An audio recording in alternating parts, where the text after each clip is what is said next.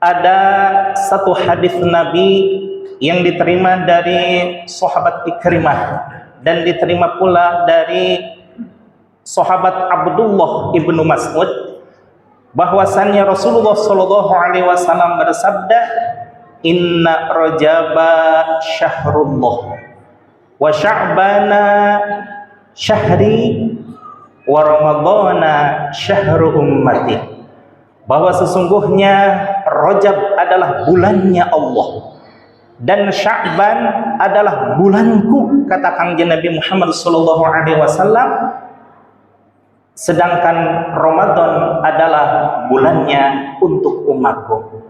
Apa rahasia sirriyah dan fadhailiyah dari ketiga ucapan hadis Nabi tersebut?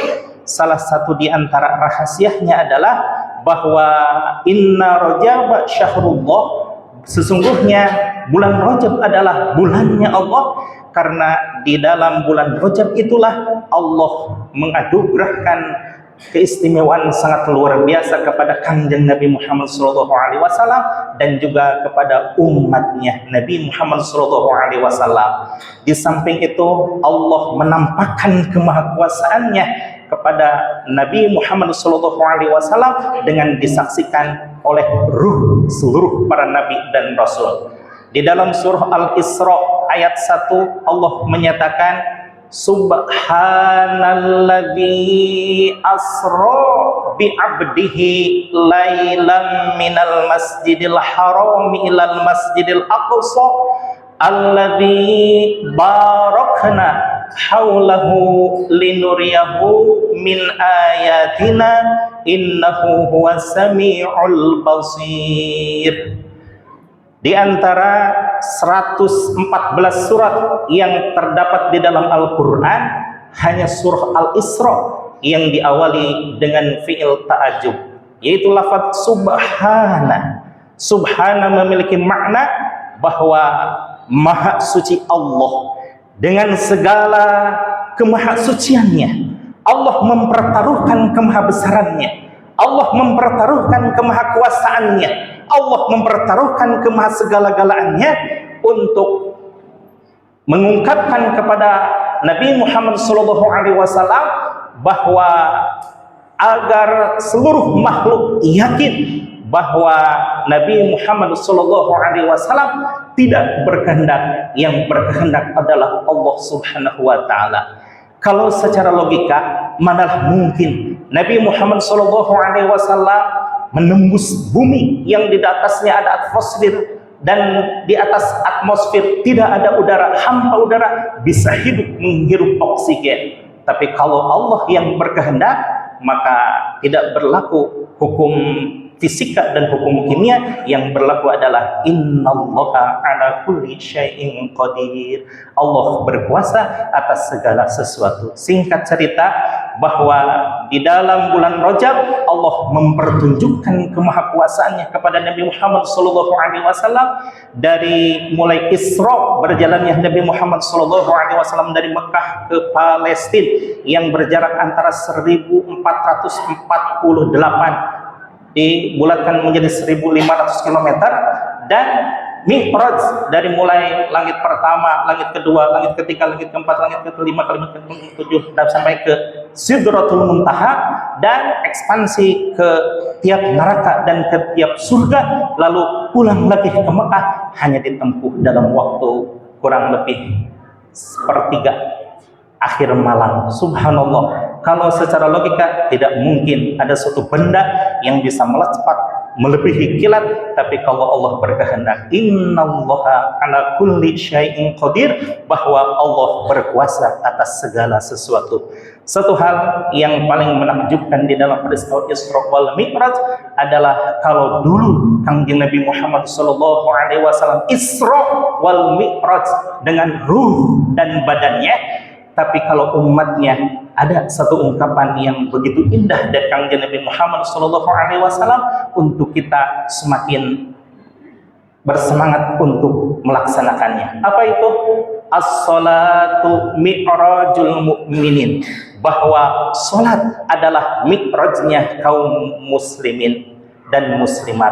Kalaulah kita ketika takbir kakinya masih menapak di Cilengsi, tapi sesungguhnya qalbunya melesat ke hadapan Allah Subhanahu wa taala dengan kalimat Allahu Akbar.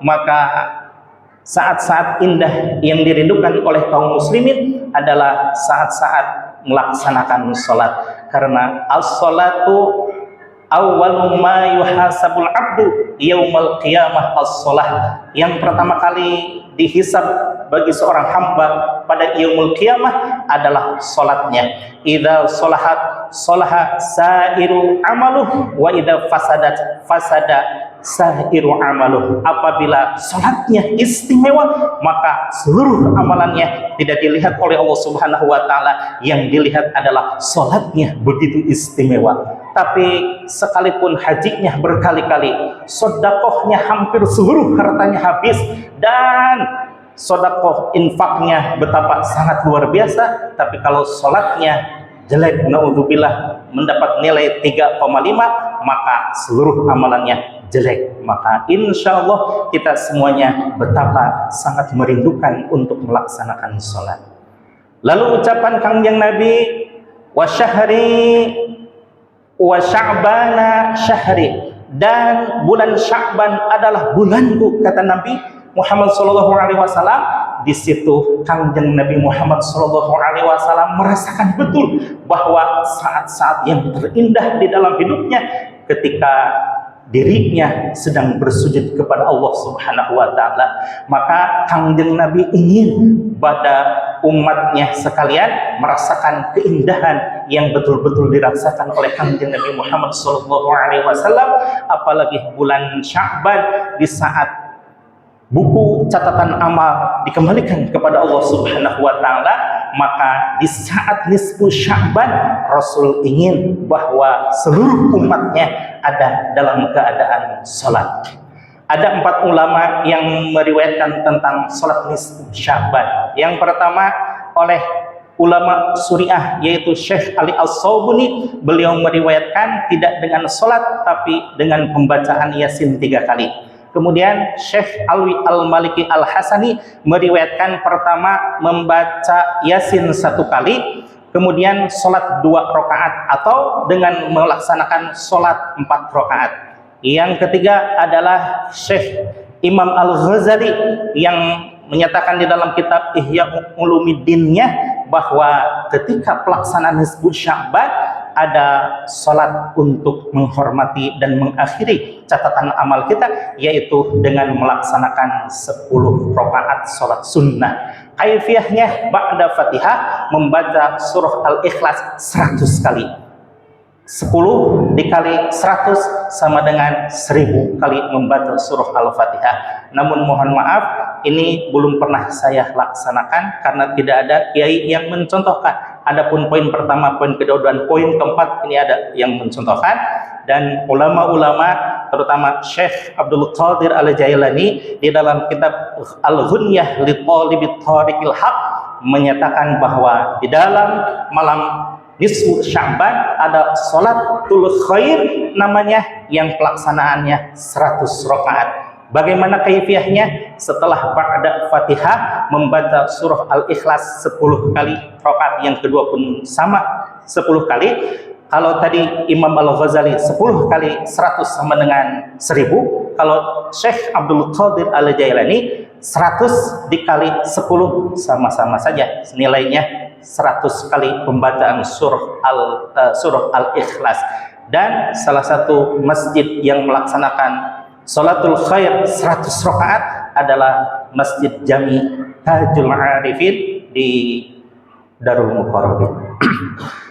Yang ketiga, ucapan Kangjeng Nabi bahwa wa Ramadhana syahru ummati. Banyak hadis tentang keutamaan bulan Ramadan, tapi ada satu hadis yang mungkin kita sering mendengarnya, tapi ada satu kalimat yang saru, bahwa ini sama-sama riwayat Imam Al-Bukhari. Yang pertama, man shoma ramadhana imanan wa ihtisaban ghufirallahu ma taqaddama min dzambih.